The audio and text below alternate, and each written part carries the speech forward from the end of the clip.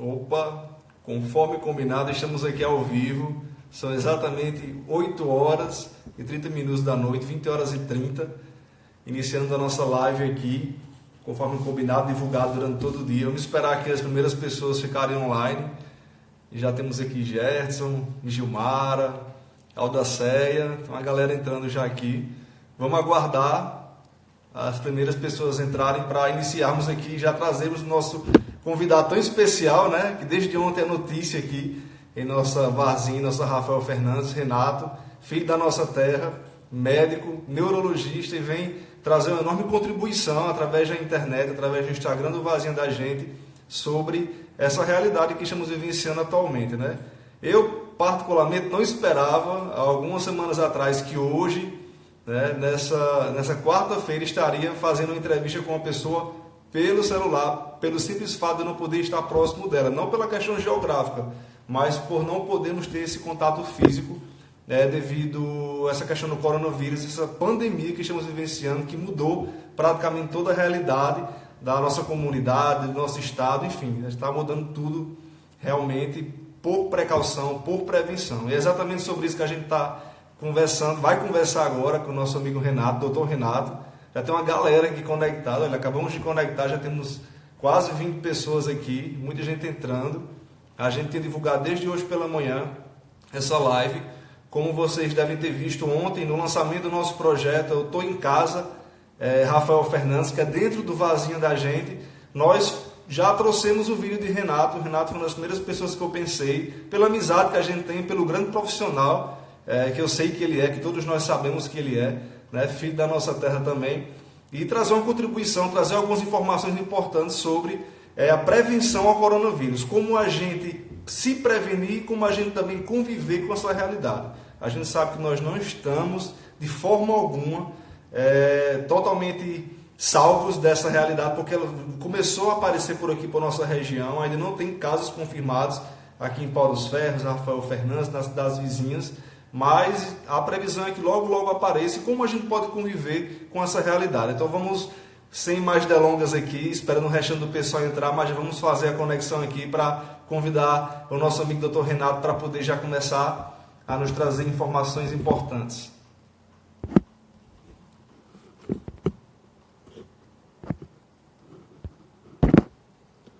Renato já está online, até eu estava conversando com ele há pouco, perguntando se ele tinha se ele para essa live, se tinha colocado o celular em algum canto fixo. Ele falou para mim que já tinha colocado até no tripé. Se você está mais chique do que eu, porque o meu tripé está super improvisado aqui. Olha aí, Renato aí.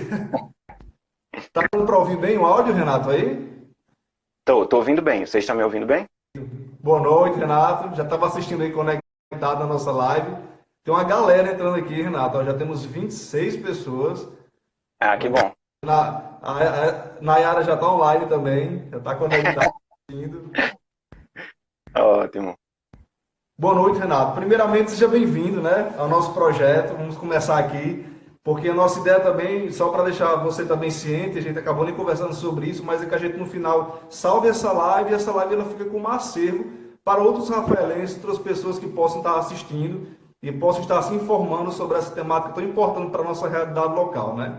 Então, vamos começar, né? E para começar, falando só um pouquinho sobre o nosso projeto, para quem não sabe ainda, né? O projeto Tô em Casa Rafael, que Renato é o primeiro colaborador desse projeto que a gente iniciou aqui em nossa cidade, através do Varzinho da gente, tem como objetivo trazer conscientização. E mais do que conscientizar, fazer com que essa conscientização se transforme em atitudes e que essas atitudes façam com que a gente seja mais responsável frente a tantas situações que estão acontecendo novas, né? Aqui em nossa Rafael Fernandes, em nosso país, em todo mundo, né? A gente está vivenciando uma pandemia e sempre tem uma dúvida, Renato, quando se fala sobre pandemia, né, que é algo muito novo, no sentido de a gente nunca ter vivenciado, pelo menos a nossa geração não vivenciou isso, né?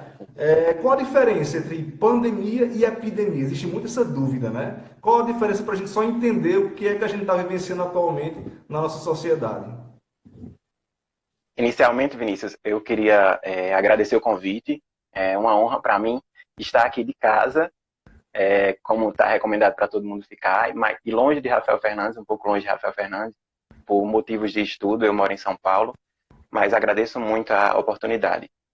Inicialmente, como a gente fez o vídeo ontem, né, surgiram muitas perguntas e veio a ideia sua, em conjunto comigo, de fazer a live para a gente começar a tirar, esclarecer essas dúvidas. Fica mais fácil fazer isso de uma vez só do que individualmente. A primeira pergunta, que foi por que mudou o nome de uma epidemia inicialmente, lá em dezembro, janeiro, e a Organização Mundial de Saúde resolveu dizer que estamos diante de uma pandemia. Sim. A diferença é a seguinte: a epidemia é quando eu tenho uma doença, seja ela nova ou um quadro que já existe, mas que está ressurgindo, e essa doença fica limitada a uma região, a um país, respeita uma fronteira. E as autoridades de saúde, as autoridades sanitárias, conseguem delimitar essa área e conseguem conter a disseminação dessa doença. Quando isso não ocorre, como a gente está vivendo agora, como a doença, o vírus novo, não respeitou fronteiras, ou seja, ele se alastrou por quase todo o mundo. Hoje a gente tem dados de um pouco antes da live, eu entrei para checar alguns dados. Hoje a gente tem quase 500 mil de pessoas no mundo infectadas pelo coronavírus, né? 464 mil pessoas. Sim. Dessas, mais de 21 mil pessoas já morreram. Então, isso em todos os países. Isso se chama pandemia. É quando uma doença, seja ela nova ou não respeita um território e ela abrange todo mundo. Só para contextualizar também, como a gente sabe, começou em dezembro, lá na China, numa província da China, e nós temos só quase 3 meses de doença, um pouco mais, um pouco menos. Não se tem a data certa de quando foi o primeiro caso, mas você imagina, uma doença que começou há 3 meses e já atingiu 500 mil de pessoas no mundo. E já conseguiu matar 22 mil pessoas em 3 meses. Então, assim, não estamos diante de uma doença comum, de uma gripe, de um resfriado. Estamos diante de uma doença nova, que a gente também, por ser nova, ainda tem muitas dúvidas. Há perguntas que ainda não estão respondidas, que precisam de tempo para ser respondidas. Mas é isso que a gente está aqui, tentando esclarecer o que já tem de verdade, evitando notícias falsas, fake news, e tentando levar otimismo e levar solidariedade e nesse espírito de compartilhar mesmo informação e compartilhar ajuda, que é o mais importante. Renato, eu tenho uma dúvida em relação assim, à sua vivência enquanto médico, né? Você é um médico novo, né? Se formou recentemente, já é neurologista, mas tem uma caminhada recente aí. Imagino que você tenha estudado sobre pandemia, tem ouvido falar muito sobre isso, mas quando a gente vivencia isso, é uma situação diferente, né? Qual foi aquele momento que você, na condição de médico, entendeu que a gente estava realmente numa pandemia, né? E começou a sentir na pele, ter cuidado até com seus próximos, né? Eu lembro muito bem que você comentou que você é de Rafael Fernandes e tem muito, seus familiares são aqui, né? Na nossa cidade. Quando você realmente caiu aquela ficha de que, nossa, é uma pandemia, eu, enquanto médico, tenho minha função social, além da questão profissional, de tentar ajudar as pessoas e levar informação e cuidar, enfim. Como foi que a ficha caiu em relação a essa questão? Como você falou, assim, eu me formei há pouco tempo, pouco mais, eu formei em 2013, trabalhei 1 ano no interior do Ceará, porque eu me formei lá, isso, e depois fui fazer residência e por questões de estudo vim aqui para São Paulo e estou há 2 anos aqui. Eu acho que, assim, quando o vírus, esse vírus não é novo, é importante que a gente se diga, assim, o vírus é novo, mas a família a que ele pertence, os coronavírus, elas já são descritas há muito tempo, desde a década de 60, Sim. E vírus surgem com facilidade. Na natureza mesmo, não é nada de como aquelas teorias conspiratórias de laboratório, de um país que criou para lucrar em cima disso. Isso não existe lógica ainda para a gente dizer isso. Então, naturalmente, surgem novos vírus. Esse novo vírus pertence a uma família de vírus que já existia. O nome coronavírus vem da forma que ele tem, parece uma coroa. Isso, no formato de uma coroa, coronavírus. E a doença que ele causa é a Covid-19. Por isso que a gente escuta muitos termos, né? Coronavírus e Covid-19. Coronavírus é o agente etiológico, é o que causa, e Covid é a doença. É aquilo, quando eu adquirir o vírus, eu posso desenvolver ou não a doença Covid-19. Eu acho que, assim, assustou muito os primeiros relatos, chamou a atenção do mundo os primeiros relatos lá na China, quando a China, lá no começo do ano, resolveu isolar 50 milhões de pessoas, deixou essas pessoas em quarentena, tentando barrar a disseminação desse vírus. Mas eu acho que a ficha assim, caiu mesmo, que a coisa estava muito grave, podia piorar, acho que nos relatos mais recentes da Itália. A gente viu aquele... É o segundo país no mundo que tem uma população de idosos, o primeiro é o Japão e o segundo é a Itália, e a gente viu números assustadores de um dia para o outro. A Itália acabou se tornando uma vitrine super negativa, infelizmente, né? De muita tristeza, Infelizmente. de terror. A gente está assistindo em tempo real nos noticiários, realmente é muito triste. Eu acho que, inclusive, são os dados que mais assustam nós brasileiros, né? A gente olha hoje a nossa realidade, que temos poucos infectados ainda, né? Comparado à quantidade de habitantes que temos no nosso país, na nossa região. Mas quando pensamos que nós podemos chegar ao nível do que a Itália está vivenciando, e pensa nos nossos familiares, nossos amigos, a nossa comunidade como um todo, realmente é de desesperar um pouco, né? À toa que tem realmente pessoas com aquela sensação de pânico, né? Isso. É isso que a gente deve evitar também, assim, porque se a gente viu esses exemplos e chamou a atenção da Itália, esse exemplo, esse chamar a atenção que foi de uma forma muito assustadora para a gente deve tomar como lição para a gente, né? Hoje também, mais cedo, mesmo dados que eu dei do mundo, no Brasil hoje a gente tem confirmados quase 2.500 casos, 2.452 até agora há pouco. Desses, a gente teve 58 mortes, e desses casos todos, aí no Rio Grande do Norte, a gente tem 14 confirmados. O mais próximo aí da região, pelo que eu vi, foi em Mossoró, um caso em Mossoró. Tinha alguns casos suspeitos, pelo que eu vi no relatório do Ministério da Secretaria Estadual de Saúde, tem um caso suspeito em Pau dos Ferros, mas eu não sei que desfecho teve esse caso, mas o mais próximo da gente é Mossoró. O Hospital Regional diariamente vem trazendo boletins informativos e publicando nas redes sociais. Até agora não teve realmente uma confirmação concreta aqui, né, no regional. Isso.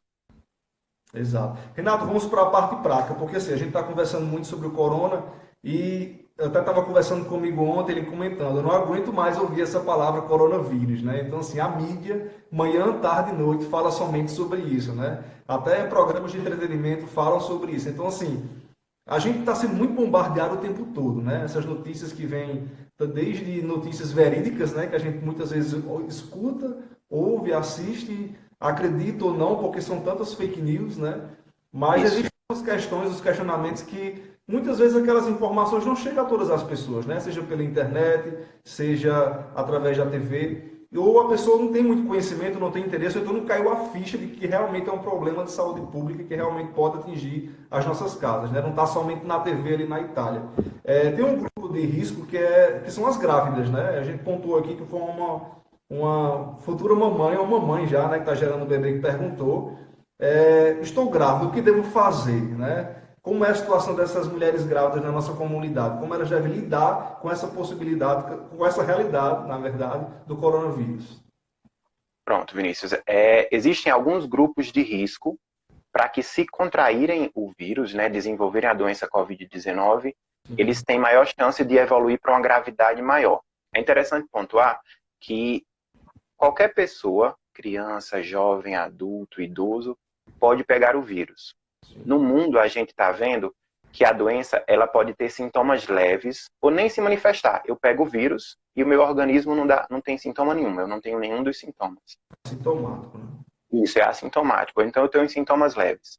Mas que existem grupos de pessoas que desenvolvem os sintomas e, além disso, evoluem para uma gravidade muito alta, que precisam de internação, que precisam dos famosos respiradores que a gente está vendo muito na mídia agora. Sim. E até agora, a gente tem algumas pessoas que se enquadram nesse grupo de risco, que são pacientes idosos, acima de 60 anos, 65 anos, pacientes com doenças prévias. Quais são essas doenças? Doenças cardiovasculares, infarto do miocárdio, do coração, AVC, pacientes com diabetes, pressão alta e pacientes que tenham doenças pulmonares crônicas, como bronquite, DPOC, asma. Esses pacientes se enquadram no grupo de risco, que, se forem expostos ao vírus, provavelmente vão desenvolver a doença e a doença pode se tornar grave neles. As grávidas ainda não, como foi a pergunta aí da colega, da pessoa, ainda não existe um estudo que mostre que as grávidas estão em grupo de risco. Ou seja, a grávida, se for exposta ao Covid-19, ela se comporta mais pela idade, ou seja, mulheres jovens, do que um grupo de risco. O que os estudos mostraram é que a grávida não tem a tendência a desenvolver doença muito grave. Mas, como é tudo muito novo, que eu vou voltar nessa tecla, a gente não sabe muito. Grávidas reforcem o cuidado. E os Tem que ter todo o cuidado necessário, né? Isso, reforcem o cuidado. Não há indício de transmissão do vírus da mãe para o bebê durante a gestação, não há. Há indícios de bebês recém-nascidos que positivaram para o Covid-19, ou seja, provavelmente pegaram depois de terem nascido e não dentro do útero. Então, mas as grávidas reforcem os cuidados. Quais são os cuidados que a grávida deve reforçar? Os cuidados que eu coloquei no vídeo ontem, né? Evitar contato social desnecessário, higienizar as mãos sempre, porque infelizmente a gente tem muito hábito de levar a mão ao rosto, ao olho, ao nariz, à boca, e isso é o que é Da quantidade de vezes que a gente leva a mão ao rosto diariamente antes dessa pandemia, né? Que impressionante. Quem fica aqui querendo se policiar o tempo todo, eu sou um desses, a gente fica sem acreditar, né? É verdade. A gente faz inconscientemente, né? Vira uma coisa inconsciente que a gente faz. Mas, porque o vírus se transmite da seguinte forma, já pegando esse gancho, né? A transmissão de um vírus pode ser de formas bem variadas. O coronavírus, que causa a Covid-19, se transmite de forma de transmissão através de partículas virais que estão na nossa via aérea, através da boca ou do nariz e por espirro. Então, como é que eu transmito? Se eu tenho vírus, e mesmo estando assintomático, ou seja, não sentindo nada, eu não sei que estou doente, se eu falar perto de alguma pessoa, menos de 2 metros, por isso que a recomendação é você falar com as pessoas mantendo uma certa distância, eu posso produzir gotículas que têm vírus e isso cair no rosto da pessoa.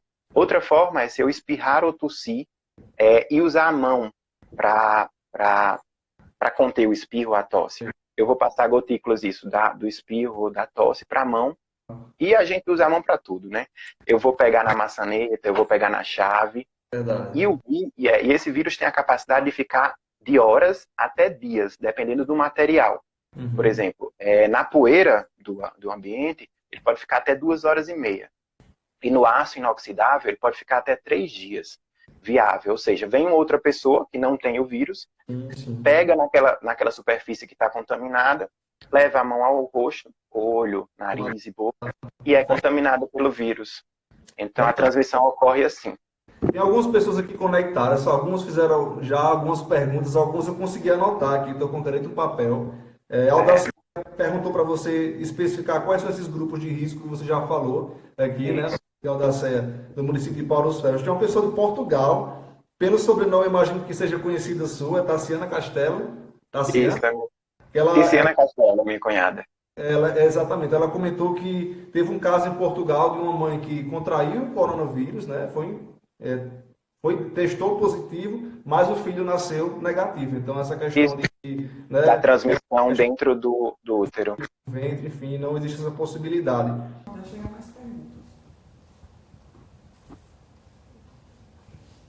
Estamos online novamente aqui. O tempo passa super rápido. 1 hora de live e a gente nem se tocou. Vou tentar adicionar aqui Renato mais uma vez.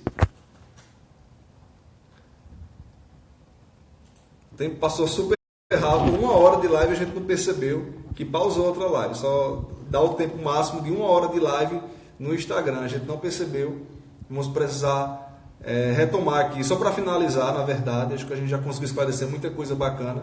Renato já está online. Vou acabar de adicionar ele aqui novamente na nossa transmissão.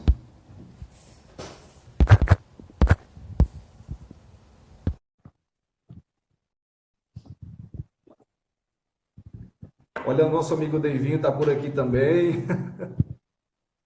Tem uma galera aqui já retornando, viu, Renato? Nossa audiência está fiel. Já retornou. Completou 1 hora e a gente não percebeu. Estava 1 hora já de live.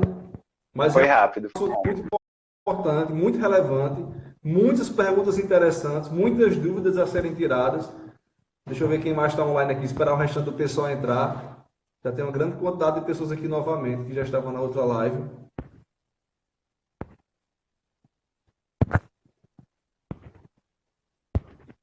Só esperar que o pessoal termine de entrar novamente, Renato. Eu acho que é isso. Vamos retomar e as pessoas vão voltando. Só para a gente finalizar também, para não se estender muito, né? Eu acredito que a Tá gente bom. deu muitas perguntas, mas caso apareça mais alguma. Eu tinha feito uma pergunta para você, né? Vamos continuar agora, exatamente falando sobre a questão da hora certa de lavar as mãos com sabão e de se higienizar com álcool, né? Qual o momento ideal para cada Vinícius, é uma coisa ou outra. um? Eu Tá. vejo muita gente dizendo, eu lavo as mãos e depois passo álcool gel. Depois Não é elimina. necessário. É um ou outro. Se eu tiver disponível, em qualquer lugar que eu tiver, uma pia com sabão, tem preferência para usar a pia e sabão, porque a gente sabe que o álcool gel está um pouco mais escasso. Certo. Quando é que eu devo usar álcool gel? No ambiente que eu não tiver disponível a pia e o sabão para lavar as mãos. Por exemplo, na rua. Aqui a gente vai no metrô, por exemplo, no ônibus, e tem que pegar os objetos dentro do ônibus, e eu não tenho uma pia com água e sabão para lavar, eu uso o álcool gel para higienizar as mãos. Mas é um ou outro, não tem necessidade. Lembrando que lavar as mãos, tem vários vídeos aí na internet, tem que durar pelo menos 20 segundos a lavagem da mão, para eu lavar completamente as mãos, sem esquecer nenhuma área.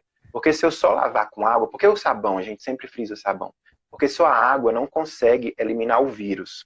O que elimina, o que quebra aquela barreira do vírus é o sabão. Então, por isso que eu tenho que lavar com água e sabão. Tá. Importantíssimo. Não apareceu mais nenhuma pergunta, tem muita gente entrando aqui novamente, Renato. Tem mais alguma das A gente perguntas que a gente já tinha anotado aqui antes, que o pessoal tinha mandado durante o dia, né? Pronto, eu vou puxar o gancho, que eu sei que você tem um foguinho em casa, o Puxa, vou cachorro. puxar. Precisar sair com o meu cachorro por algum motivo, né? Pronto, Idealmente agora os pets, né? ele, A gente tem dúvida, o isso pet pode acontece. transmitir, como é que funciona? Pronto. Não existe nenhuma evidência de que animais transmitam a doença e que possam pegar a doença. Tá. Então, tranquilo com relação a isso. Se eu precisar sair com meu pet por alguma coisa, o ideal é que quando voltar, eu higienize as patas do animal. Existem lenços umedecidos para fazer essa higiene. Eu posso pegar um lenço e colocar um pouco de álcool gel naquele lenço e passar na pata do animal, nas 4 patas do cachorro ou do gato, para higienizar. Porque ele vai chegar da rua, Sim. que vai trazer algumas partículas e vai andar pela casa toda. Às vezes sobe na cama, sobe no sofá. Sim. Depois eu me deito no sofá, deito na cama e aquilo vai ter contato com o meu rosto, né, Vinícius? Então quer dizer que o pet ele não deixa de ser de alguma forma hospedeiro do vírus. No Hospedeiro não, isso. assim como o metal, Isso, ele é um carreador, né? Vamos dizer assim, ele leva o vírus, porque o hospedeiro a gente chama quando. hospedeiro, Isso. não seria hospedeiro. Ele é um carreador, é uma forma de ele levar o vírus para outros lugares. Ele como que fosse igual que você falou mesmo, aqueles objetos que a gente citou antes. Sim, sim. Renato, uma dúvida, Vinícius, pessoal, tem muito. Você já concluiu? Mais alguma pergunta? Tá. pode dizer. O pessoal pergunta muito sobre a questão da vacina da gripe. A vacina da gripe, ela protege contra o coronavírus ou não? Pronto, a primeira coisa, a vacina da gripe que está sendo aplicada nos postos de saúde, começou a ser aplicada aí em Rafael Fernandes, a partir de hoje, e eu agradeço muito à secretária de Saúde e o Devan, Até e vi, também ao meu grande hoje é o dia de vacinação dos idosos, né? Pelo que eu entendi. e ao meu grande amigo Bruno, que me deu algumas informações também ontem, antes da live, para eu poder passar essas informações Aham. com mais segurança, é que a vacina iria começar hoje, por quê? E essa vacina é importante a gente frisar, ela não protege contra o coronavírus, mas ela é importante que todo mundo que esteja nas indicações de tomar a vacina, tome. Porque se você gripar no momento atual que a gente está, todo mundo vai pensar que é coronavírus. Sim. E pode não ter. E a vacina vai proteger contra os outros vírus, inclusive o H1N1, que também é um vírus muito grave, que pode levar a precisar de respirador, pode levar o paciente mais idoso para a UTI, por exemplo. Então, assim, começou hoje, aí em Rafael Fernandes, a vacina vai chegar em fases, ou seja, não chegou as doses suficientes todas para imunizar todo mundo da cidade. Então, assim, idosos com mais de 60 anos e profissionais de saúde estão na primeira fase dessa vacina, tá certo? Dessa vacinação. Eles se direcionarem à secretaria para o posto de saúde, no caso, né?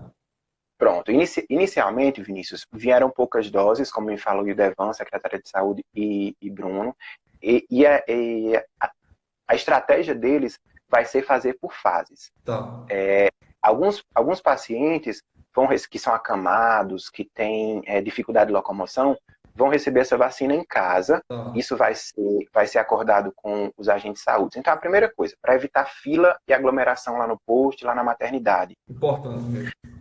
Isso. Você tem seu agente de saúde, que você tem contato com ele, você tem o telefone, muitas vezes, dele.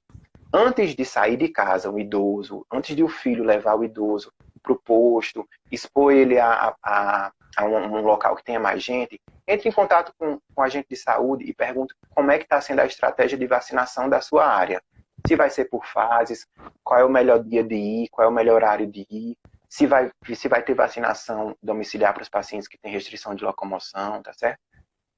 E depois, gradualmente, vai sendo aumentada as indicações de vacina. Por exemplo, a partir do dia 16 de abril, os pacientes que têm doenças crônicas, os professores e os profissionais das forças de segurança e de salvamento, bombeiro, polícia.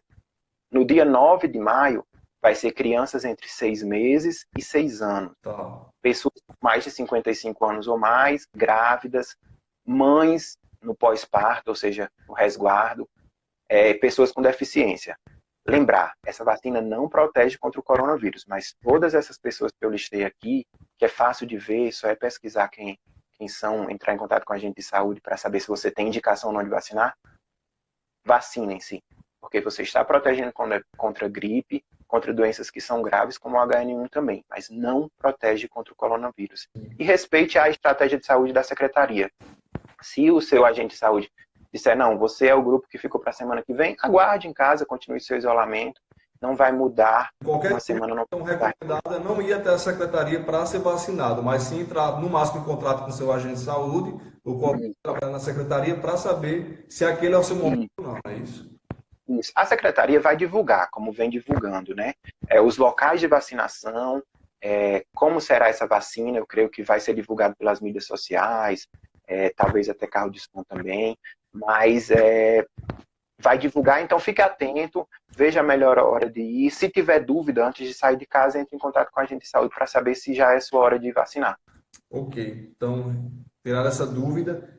Uma pergunta sobre a questão anterior, sobre a questão dos animais de estimação, né?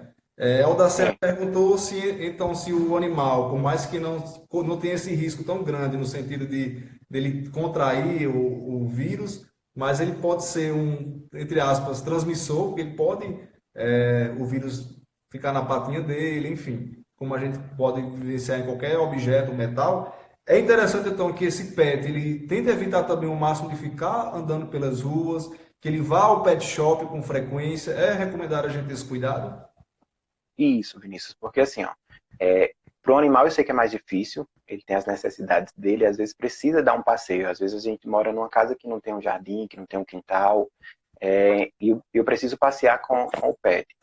Se possível, se eu tiver casa que tem um quintal, um jardim, evitar passear uma vez ao dia só, e evitar também que as pessoas peguem no cachorro, porque as mãos estão contaminadas até que se prove o contrário. E muita gente pega no animal e tudo, então contamina o animal, né?